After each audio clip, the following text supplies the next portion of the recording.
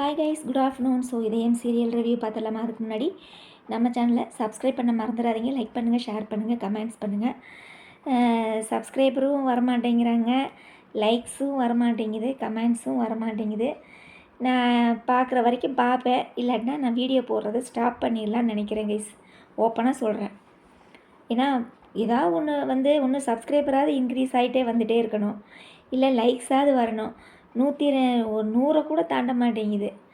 என்னன்னே தெரியல எனக்கு. என்ன நினைக்கிறதுன்னு எனக்கு தெரியல.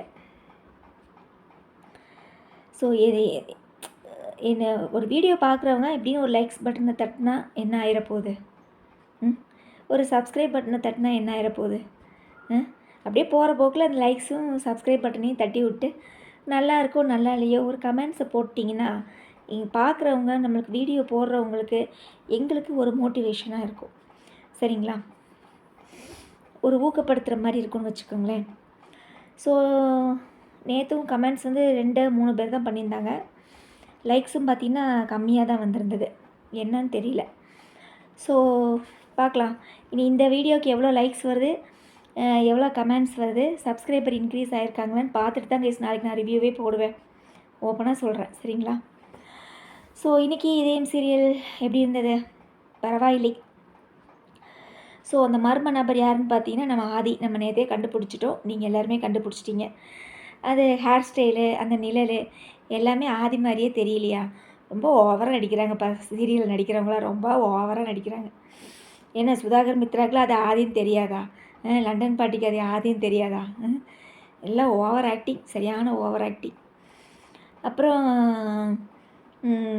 என்ன நடக்குது அப்படின்னா அந்த லெட்ரு மேட்ரு தான் கேஸ். ஸோ நம்ம ஆதி லெட்டரை போட்டு ஒரு பாமை போட்டு விட்டாப்புல. எப்படி இப்போ பாம் போட்டு போர்லாம் நடக்குது, அந்த மாதிரி இந்த இதயம் சீரியலில் இனி அதிரடியாக நம்ம இறங்கினா தான் நம்ம இதை கண்டுபிடிக்க முடியும்னு சொல்லிட்டு ஆதி ஒரு பிளானை போட்டு என்ன செய்கிறாப்புல அப்படின்னா, லெட்ரு மூலியமாக நம்ம லைஃப்பில் நடக்கிறதுக்கெலாம் யார் காரணம் அப்படின்னு சொல்லி ஒரு லெட்ரு பாம் போடுறாப்புல. அந்த லெட்ரு பாம் நல்லாவே வெடிக்குது. மொதல் லெட்ரு இது பண்ண உடனே 2வது லெட்டருக்கு வெடிக்க ஆரம்பிச்சிருச்சு. ஸோ அதுக்கப்புறம் 3வது லெட்ரு 5 மணிக்கு வரும்னு சொன்னங்காட்டியும் துரை மூலியமாக அந்த லெட்டரை எடுக்கிறதுக்கு மித்ரா ஐடியா கொடுக்குறாப்புல. துரையும் அந்த போஸ்ட் பாக்ஸெல்லாம் உடச்சி லெட்டரை எடுத்துகிட்டு வீட்டுக்கு போய் பார்க்குறாப்புல.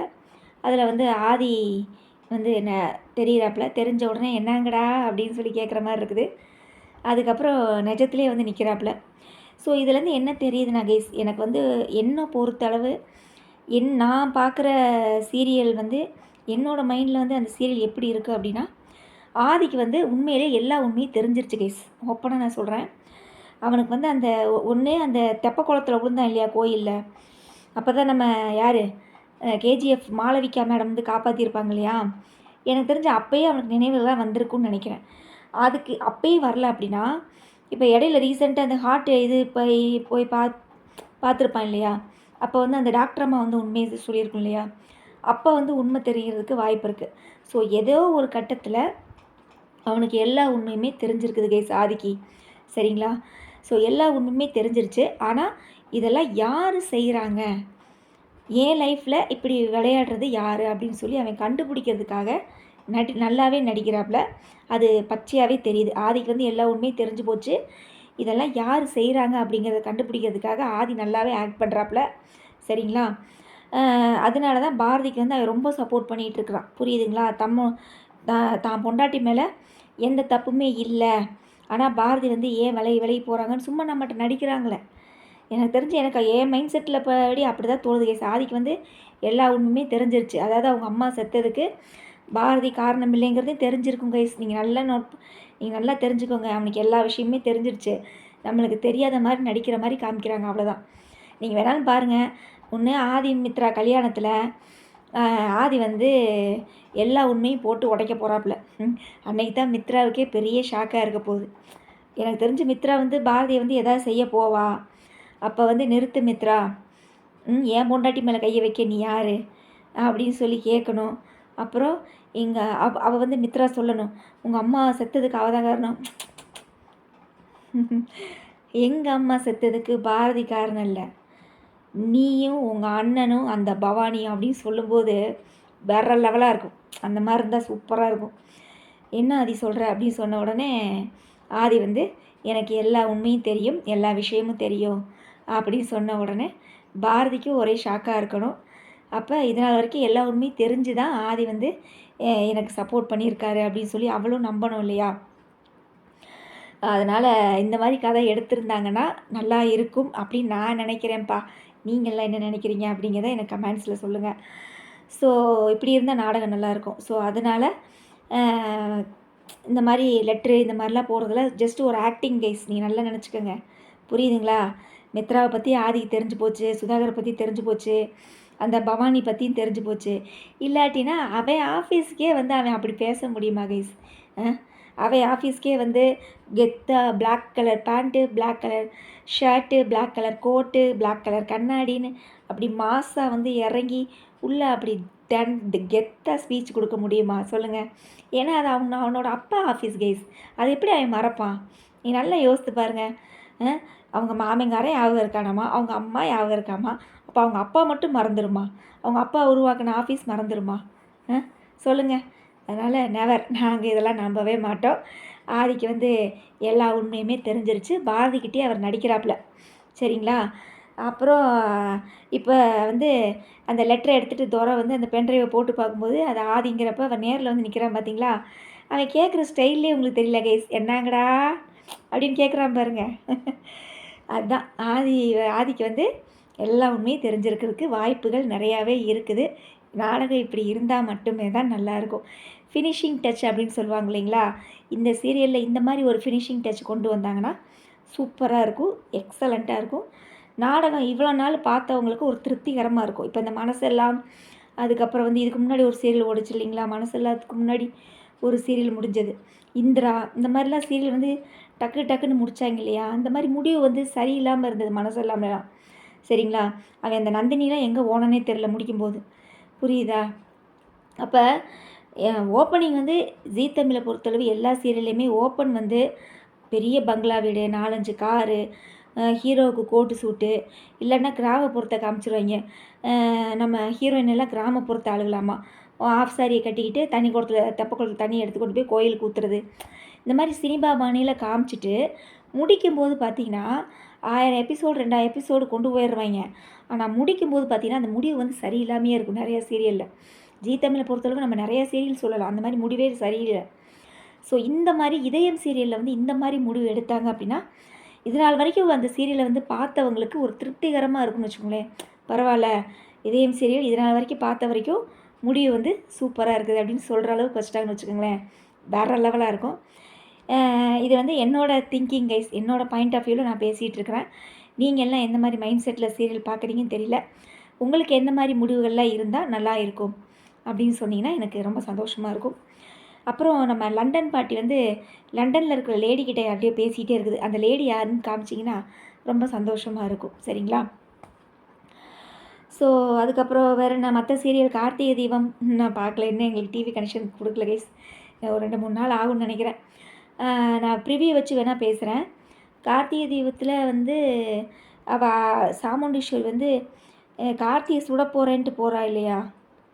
ஏதோ பேப்பரில் விளம்பரம் கொடுத்து, கரெக்டுங்களா? எனக்கு தெரிஞ்ச அந்த சீன் மாதிரி தான் தெரியுது. அதுக்கப்புறம் வீரா சீரியலில் என்னமோ விஜய் வந்து சாகடிக்கப்பட்டா அப்படின்னு சொல்கிறாங்க, என்னன்னு தெரியல. அதுக்கப்புறம் வேறு என்ன சீரியல்? வாரிசு சீரியலில் அவங்க அப்பா வந்து நல்லா தெளிவாகி இந்த ஜெயம் ரவி நடிச்சிருப்பான் பார்த்தீங்களா? கோமாளின்னு ஒரு படம் நடிச்சிருப்பான். அந்த படத்தில் அவன் அப்படி தான் ஏதோ ஒரு கோமா ஸ்டேஜ்லேருந்து வந்தங்காட்டி அந்த பில்டிங் இதெல்லாம் அவனுக்கு சேஞ்ச் ஆகிருக்கும். பழைய ஸ்கூல் லைஃப்பில் இருப்பான். புதுசாக அந்த கம்ப்யூட்ரு, ஃபோன் இதெல்லாம் வந்ததெல்லாம் அவனுக்கு தெரியாது. அந்த மாதிரி இந்த சீரியல் என்ன செய்கிறாங்க அப்படின்னா, நம்ம சிபியோட அப்பா வந்து 20 வருஷமாக கோமாவில் இருந்தார் இல்லையா? அதனால் நிறையா சென்னையில் நிறையா லைஃப் அந்த பில்டிங்லாம் சேஞ்ச் ஆகிருச்சாமா, ஆஃபீஸில் நிறையா சேஞ்ச் ஆகிருச்சாமா. சரிங்களா? அப்போ அந்த மாதிரி சேஞ்ச் ஆகும்போது அவன் வந்து ஒவ்வொன்றா கேட்டு மயங்கிட்ட இது பண்ணுறது வந்து ரொம்ப பார்க்குறதுக்கே ரொம்ப அழகாக இருக்குது. அந்த படத்தை பார்த்த மாதிரியே இருக்குது, கோமாளி படம் பார்த்த மாதிரியே இருக்குது, நல்லா இருக்குது. அப்புறம் வேறு என்ன சீரியல்? வாரிசு serial always super, very nice. அப்புறம் அண்ணாமலை குடும்பம் என்ன ஆச்சுன்னு தெரியல. அண்ணாமலை அம்மா எப்போ வருணுக்கும் வெண்ணிலாவுக்கும் எப்போ தான் கல்யாணத்தை பண்ண முடிக்க போகுதுன்னு தெரியல. வெயிட் பண்ணி பார்ப்போம். Okay done. ஏன்னா இப்போக்குள்ளே நான் இந்த இதையுமே பார்த்தீங்கன்னா நான் வந்து ஜி5 அந்த ஆப்பில் தான் கைஸ் போய் பார்த்துட்டு தான் உங்களுக்கு போடுறேன். அதனால தான் நான் இல்லைன்னா 2:30 முடிஞ்ச உடனே நான் அப்லோடு பண்ணிடுவேன். உங்களுக்கு கரெக்டாக 2:45 3 மணிக்குள்ளே உங்களுக்கு வீடியோ வந்து ரீச் ஆயிரும். இப்போ எனக்கு வந்து நான் 2:30 முடிஞ்ச பிறகு நான் அதுக்கப்புறம் ஜி5ல பார்த்துட்டு தான் உங்களுக்கு நான் ரிவ்யூவே பண்ணிகிட்ருக்கேன். அதனால தான் கொஞ்சம் டைம் எடுத்துக்குது. சாரி, கோச்சிக்காதீங்க. எனக்கு டிவி கனெக்ஷன் கொடுத்த உடனே நம்ம இது பண்ணிக்கலாம். ஓகேங்களா? அப்புறம் அவ்வளோதான் கைஸ். வேறு என்ன மற்ற சீரியல்லாம் நான் பார்க்குறதே இல்லை. திருமாங்கல்யம், பாரிஜாதம் என்னாச்சு கைஸ்? அது ஹீரோவே மாற்றிட்டாங்களாட்டிருக்குது. நம்ம இந்திராவில் நடித்த ஹீரோ தூக்கி போட்டிருக்காங்க. அப்புறம் வேறு என்ன? அவ்வளோதான். வேறு சந்தியாராகம்னா நான் பார்க்குறதே இல்லை. ஓகே, கண்டிப்பாக உங்களோட நிறைய குறைகளை சொல்லுங்கள். ஸோ மொத்தத்தில் இதயம் சீரியல் இப்போ தான் சூடு பிடிக்க ஆரம்பிச்சிருச்சு. இனி சூடு பிடிக்க ஆரம்பிச்சிருச்சுன்னு வச்சுக்கோங்களேன். இனி தானாகவே பற்றிக்கும். நம்மளாம் பற்ற வைக்க வேண்டியதே இல்லை. அதே பற்றிக்கிட்டு பிச்சுக்கிட்டு கொழுந்து விட்டு எரிய போகுது. எனக்கு தெரிஞ்சு சீக்கிரம் இந்த சீரியல் முடிகிறதுக்கான வாய்ப்புகள் வந்து நிறையாவே இருக்குது. நாங்களும் அந்த நல்ல நாளுக்காக தான் காத்துட்ருக்குறோம். எப்படி Deepavali, Pongal, Christmas, new year இந்த மாதிரிலாம் வருதோ அந்த மாதிரி இந்த சீரியலுக்கு ஒரு எண்டு அப்படின்னு சொல்லி வரும் பார்த்தீங்களா, அது எங்களுக்கு ரொம்ப நல்ல நாளுங்க. ஆமாங்க, ரொம்ப கழுத்தை அறுத்துக்கிட்டே இருக்கிறாங்க எப்போ பார்த்தாலும். முடியல நம்மளால். ஸோ அதுக்கப்புறம் நம்ம கூமுட்டை இப்போல்லாம் கொஞ்சம் நல்லா நடிக்க மாட்டேருக்குது. பரவாயில்ல, நடிப்பில் கொஞ்சம் பரவாயில்லை. முந்திக்கு இப்போ கொஞ்சம் இம்ப்ரூவ்மெண்ட் ஆகிருக்காங்கன்னு தான் சொல்லணும் நம்ம பாரதி அக்கா. ஆதி சொல்லவே வேண்டியதில்லை, ஆல்வேஸ் சூப்பர். சரிங்களா? ஏன்னா இப்போ ஆதியை வச்சு தான் வந்து கதையே போயிட்டுருக்குது. அதனால் சூப்பராக இருக்குது. ஓகே கைஸ், எல்லாம் லஞ்செல்லாம் முடிச்சிட்டிங்களா? ஓகே, நம்ம நாளைக்கு நான் சொன்னது தான் கைஸ்.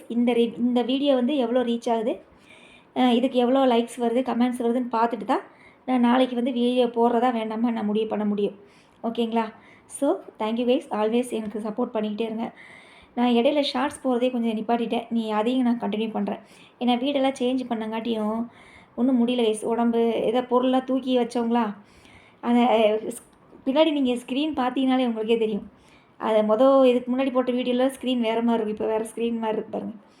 அதான் இது வந்து கொஞ்சம் பெரிய வீடாக இருந்தது. இப்போ கொஞ்சம் சின்ன வீடாகிடுச்சு. அதனால தான் ஒரு ஹால் மாதிரி தான் வச்சுக்கேன். அந்த ஹாலில் வச்சு தான் நம்ம வீடியோ போட்டுட்ருக்குறோம்.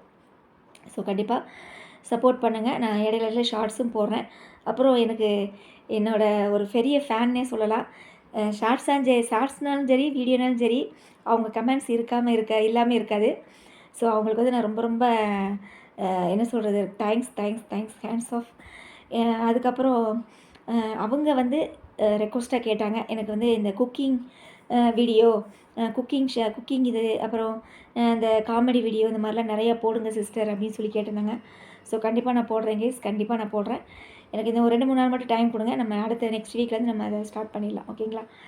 ஓகே, வேறு என்ன? மறக்காமல் நம்ம சேனலை சப்போர்ட் பண்ணிகிட்டே இருங்க. லைக் பண்ணுங்கள், ஷேர் பண்ணுங்கள், கமெண்ட்ஸ் பண்ணுங்கள். ஸோ இதயம் சீரியல் இப்போ தான் வேறு லெவலாக போயிட்டுருக்குது. இதே ஸ்பீட்லேயே போங்கப்பா, இடையில சொதப்பிடாதீங்க. Okay, bye guys.